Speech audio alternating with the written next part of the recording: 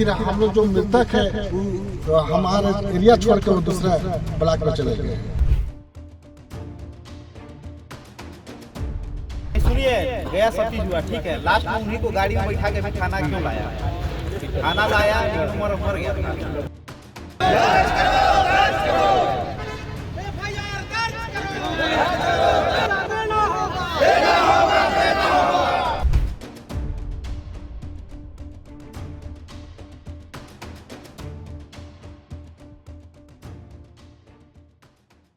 एक खौफनाक रात की दास्तां। क्या आपने कभी सुना है कि न्याय करने वाला खुद जल्लाद बन जाए? क्या आपने सुना है कि कानून की रक्षा की शपथ लेने वाला अधिकारी खुद खून की होली खेलने लगे? छत्तीसगढ़ के बलरामपुर से जो खबर सामने आई उसने पूरे प्रदेश की रूह कपा दी है। तारीख रविवार की रात, जगह हंसपुर गांव। 3 ग्रामीण अपने खेत में गेहूं की फसल को पानी देकर शांति से लौट रहे थे। उन्हें नहीं पता था कि अंधेरे में उनका सामना किसी अपराधी से नहीं बल्कि जिले के एक बड़े साहब यानी एसडीएम से होने वाला है। एक ऐसी मुलाकात जिसने 60 साल के राम नरेश की जान ले ली। आइए सिलसिलेवार समझते हैं कि आखिर हुआ क्या था। हंसपुर गांव में बॉक्साइट का अवैध उत्खनन चल रहा था। ग्रामीणों ने अवैध बॉक्साइट से लदा एक ट्रक पकड़ लिया था। खबर मिलते ही कुसमी एसडीएम करुण डहरिया अपनी टीम और कुछ अन्य स्थानीय युवकों के साथ मौके पर पहुंचते हैं। लेकिन यहाँ कहानी में मूड आता है। आरोप है कि रात के 2 बजे जब 3 ग्रामीण राम नरेश राम, अजीत उर्राव और आकाश अगरिया अपने खेत से लौट रहे थे तो इन अधिकारियों ने उन्हें रोक लिया। घायलों ने बताया, हमें लाठियों से पीटा गया, लात घूसों से मारा गया। हम चिल्लाते रहे कि हम किसान हैं, खेत से आ रहे हैं, लेकिन साहब नहीं रुके। नदी के पास उन लोग खड़ा थे, हम लोग आए। फिर कौन कौन खड़ा थे? कौन कौन खड़ा थे? नाम भी बता सब कुछ। नहीं पहचान में। अच्छा, कोई और? बुलेरो में लिखा था छत्तीसगढ़ शासन एसडीएम। अच्छा, तो क्या हुआ फिर? अरे गए और कुछ बात उतनी कहाँ गए थे बोले और एकदम मारने लगे। आप लोग को कहाँ से मारे? लाठी था। क्या जन मारने लगे? मारे थे 10-12 जन थे, सबको मारे हैं। सब कोई? आपको भी मारे हैं? सभी को मारे हैं? सबको मारे, तीनों को मारे। खाली डंडे से मार रहे थे? लात हाथ सब से मारे। तो आप जो गेहूं पटाने गए थे तो वहां से लौट रहे थे? हाँ, कहाँ से मारे? पानी को बांधे, हाँ, फिर लौट रहे थे, खेत थोड़ा उड़े। हाँ। तो लोग दारू पिया था कि नहीं पिए थे वो लोग जो मार रहे थे वो लोग? नहीं पता। अच्छा, इसके बाद वो जो मृत कहाँ मार रहे थे? जो मृत हुआ है उसमें उसके बारे में क्या बताया जानना चाह रहे हैं? कैसे वो मरा? उतना तो नहीं पता। तीनों जन को फिर आप लोग को कहाँ पास मारे? कौन सा जगह पर? वही मतलब नदी से ऊपर। क्या स्थान का नाम क्या बोलते हैं उसको? उसको महडुबा बोलते हैं। महडुबा। हाँ, तो तुम लोग तीनों एक ही साथ में थे? हाँ, साथे में। ये भी था तीनों? वो जो खत्म हुआ हाँ, वही था। आप ही के साथ था वो? हाँ, साथे में। पानी पटाने गए थे तुम लोग? हाँ, तीनों जन साथे। क्या बजे लगभग होगा रात का?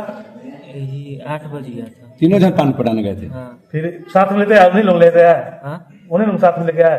हाँ, फिर कुछ थाना में लाए। फिर आंगन तक घुसाए थे, फिर थाना में नहीं घुसाए, फिर यहाँ ले आए। तो राम नरेश उस समय जिंदा था? हाँ, जिंदा था। यहाँ आने के बाद मरा? नहीं, वो गाड़ी में ही बेहोश हो गया था। अच्छा। तो उसको भी मारे? हाँ, मारे हैं। उसको किस चीज से मारे? उसको भी वही लाठी से मार रहे। लाठी डंडा से मार रहे थे? हाँ। तो आप लोग तीनों एक ही साथ गए थे गेहूं पटाने और तीनों एक ही साथ आ रहे थे? हाँ, तो उसी जगह फिर ये लोग की गाड़ी खड़ी थी और वहाँ ऐसा हुआ? हाँ, तो बेहोश हो गया राम जो है? हाँ। कि नहीं, आधा रास्ता में बेहोश हो गया। आधा रास्ता में बेहोश हुआ? हाँ। तो आप लोग को कहाँ हॉस्पिटल कहाँ के मार रहे थे? कुछ पता चला कहाँ के लिए मार रहे थे? नहीं पता, उतना चला। कुछ बोल नहीं रहे थे? नहीं, कहाँ गए थे बस बोले हाँ। मारने ही लगे मेरे। और उनको भी मारे थे उसने। आप लोग तीनों एक ही गांव के हैं? हाँ, एक ही गाँव। और एक ही साथ गए थे गेहूं पटाने? हाँ। अच्छा। क्या गांव है? गांव का नाम? हंसपुर। आपका क्या नाम है? आकाश। पिता? रूपसा। जाति? अगरिया। अच्छा। उम्र? उम्र 20 साल है। अच्छा। मर गया का? मर गया, उसका क्या नाम है? राम। उसके पिता का नाम? पिता का नाम तो नहीं पता है। अच्छा। कौन सा मतलब कौन सा गांव का है? वो भी हंसपुर का है। कहा जाती है? पूरा है। गांव। अच्छा, ठीक। सोचिए उस बुजुर्ग पर क्या गुजरी होगी जिसे बेरहमी से पीटकर गाड़ी में ठूस दिया गया। अस्पताल पहुंचने से पहले ही राम नरेश ने दम तोड़ दिया। गेहूँ पटाने गया था रात में। तो क्या पता है आपको इसके बारे में बताइए। ज़्यादा तो पता नहीं है मेरे को, मैं तो नहीं रहता हूँ ना। अभी सुबह पता चला मेरे को इधर है। क्या पता चला? इधर हॉस्पिटल में है क्या कैसे बताइए। पुलिस गया था गांव, फिर मेरे को लेके आया उधर से। क्या बोले पुलिस वाले? चलो कुरंधा करके उधर पूछ देखा तो वो भी नहीं बताया। क्या चाहते हैं आप? तो सज़ा मिलना चाहिए जो मारा है? हाँ। अब यहाँ सवाल खड़े होते हैं, एसडीएम आधी रात को प्रशासनिक टीम के बजाय कुछ निजी युवकों के साथ क्या कर रहे थे। गिरफ्तार किए गए लोगों में विक्की सिंह का नाम है, जो पूर्व बीजेवाईएम का अध्यक्ष है। आखिर एक अधिकारी और राजनीतिक रसूख वाले लोग एक साथ आधी रात को वहां क्या कर रहे थे। विपक्ष का आरोप सीधा है, क्या ये अधिकारी अवैध खनन को रोकने गए थे या खनन माफिया को संरक्षण दे रहे थे। भिलाई विधायक देवेंद्र यादव ने इसे जंगल राज कहा है। सवाल ये है, क्या प्रशासन अब लाठियों के दम पर आदिवासियों की आवाज को दबाएगा? छत्तीसगढ़ प्रदेश में हिंसा रुकने का नाम ही नहीं ले रही है। प्रशासनिक हिंसा दिन ब दिन बढ़ती जा रही है। आप अभी एक प्रकरण को हम देख रहे हैं, बलरामपुर में अवैध बॉक्साइट खनन के नाम पर सीधे साधे ग्रामीण जो अपने खेत की सिंचाई करके वापस अपने घर आ रहे थे, उनको प्रशासनिक लोगों ने मारा और एक गरीब आदिवासी की मृत्यु हो गई। कोई भी स्पष्टता नहीं आ रही है कि किन लोगों ने मारा और क्या कारण थे। प्रशासन निरंतर अपने दायरे से निकलकर हिंसा और दबाव के जरिए प्रदेश को कंट्रोल करना चाह रहा है। गरीब आदिवासियों के साथ निरंतर हमले हो रहे हैं, मारपीट हो रही है। ये सहने योग्य नहीं है। इस विषय में गृह मंत्री जी को सामने आना चाहिए, मुख्यमंत्री जी को सामने आना चाहिए और इसकी स्पष्टता जनता के सामने रखनी चाहिए। दबाव बढ़ा, चक्का जाम हुआ तो पुलिस जागी। एसडीएम करुण डहरिया, विक्की सिंह और 2 अन्य को गिरफ्तार कर जेल भेज दिया गया। उन पर हत्या का मामला दर्ज हुआ। आरोपी को फांसी दो, फांसी दो। आरोपी के घर में बुलडोजर चलाना होगा, आरोपी के घर में बुलडोजर चलाना होगा। और यहाँ पर सर्व समाज के लोग आप देख रहे हैं इकट्ठा हुए हैं। हमारी मांग है कि जो घटनाक्रम हमारे साथी सीनियर साथी ने आपको अवगत कराया है, उसमें देखिए कि हमारा जो रामा उरांव, उनका दुखद मारपीट से उसकी मृत्यु हुई है। और इसमें प्रशासन के लोग जो हमारे रक्षक होते हैं वही भक्षक हुए हैं, क्योंकि एसडीएम साहब और उनके नायब तहसीलदार और उनके गुर्गों के द्वारा बेदम मारपीट की गई, जिसमें 3 लोग आहत हुए और स्वयं अपनी गाड़ी में ला के हॉस्पिटल पहुंचाए हैं। एसडीएम साहब खूब ड्रिप डाले हैं, बताया जा रहा है, और उनके एक जन की मृत्यु हो गई है।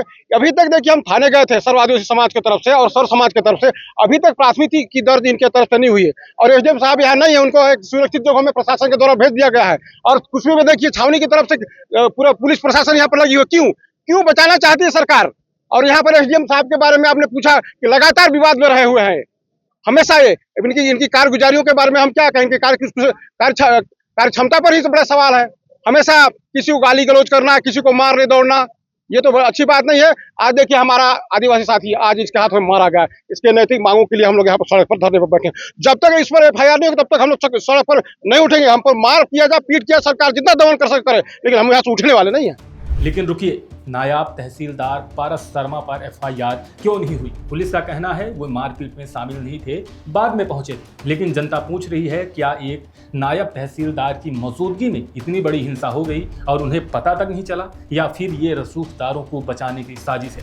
ये रात की घटना है जो जानकारी हमें प्राप्त हुई है कि एसडीएम कुसमी एसडीएम करुण डहरिया के द्वारा बॉक्साइट परिवहन 2 नंबर करने वालों को रोकने के लिए, रोकथाम करने के लिए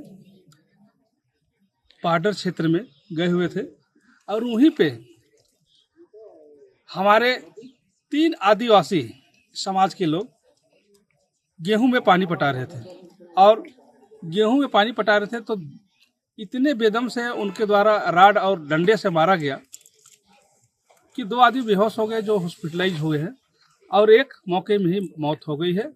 और एसडीएम साहब अपने गुर के साथ, दल बल के साथ जो गए थे, जो उगाही करके अपने सहयोगियों को और स्वयं जो हिंडाल्को कंपनी से लेते हैं, उनके सहयोग के साथ गए थे।